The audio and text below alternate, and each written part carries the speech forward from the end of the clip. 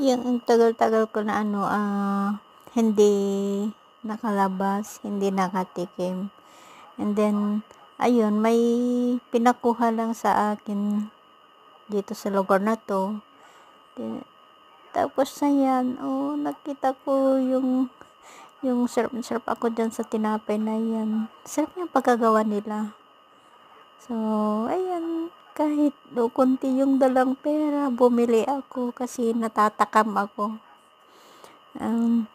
Napadpad lang, kasi yung tirahan ko is isla puros mayayaman yung mga nakatira. So, and then inutusan ako, may kinuha ako sa lugar na yan. Napadala ko sa isang bakery. Tapos, yan.